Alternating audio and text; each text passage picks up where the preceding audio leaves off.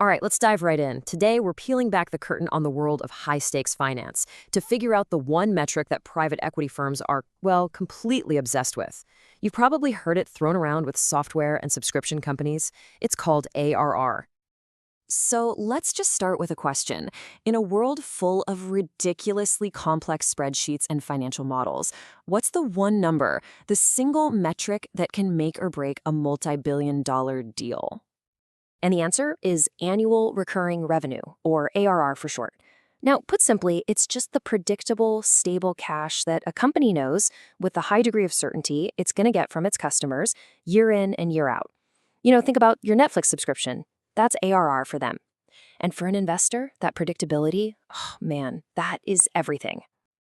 So let's get into the first and maybe the most important reason why private equity loves ARR so much. It's all about predictability.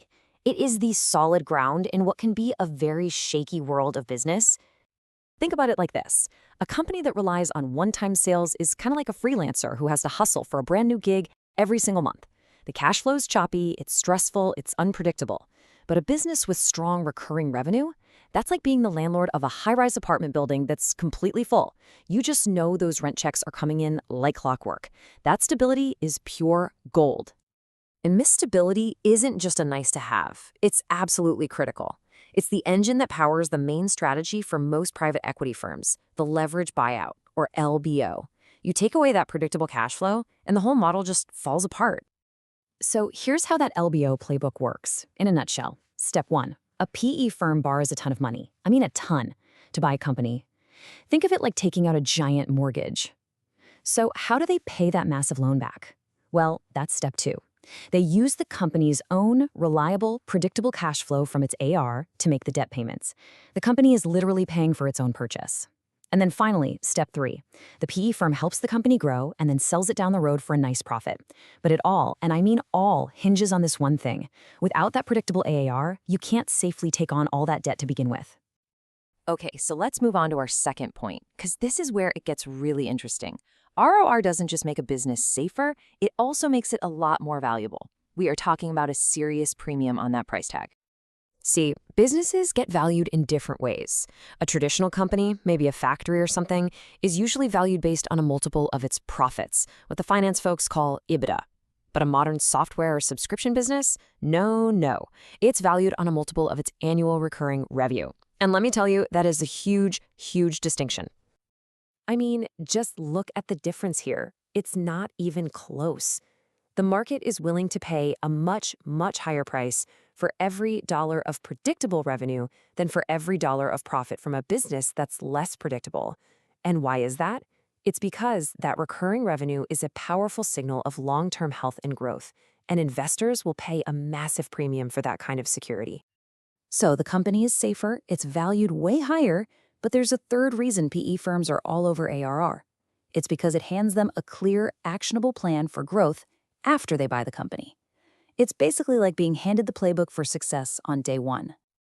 And this playbook has 3 main moves. First, if a company has strong ARR, it's pretty much proof that customers love the product. So you can stop worrying about finding new customers and instead focus on keeping the happy ones you have and selling them more stuff.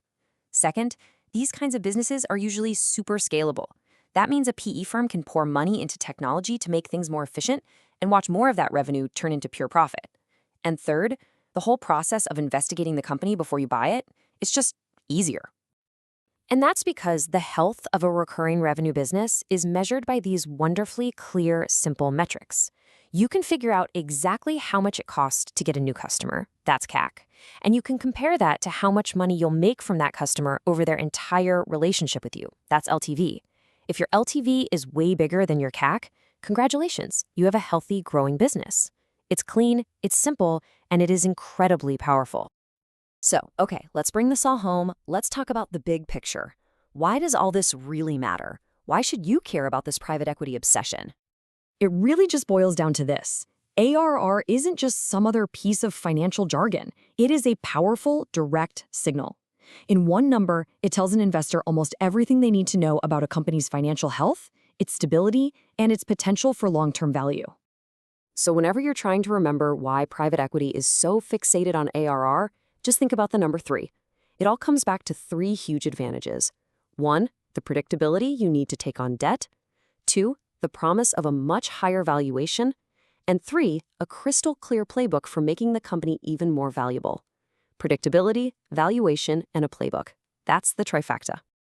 And that really leaves us with one final big question to think about. In an economy that feels more and more uncertain every day, is this move towards predictable recurring revenue the new gold standard? Is the subscription model, the one powered by ARR, the future for all successful businesses? Something to chew on. Thanks for joining me for this explainer.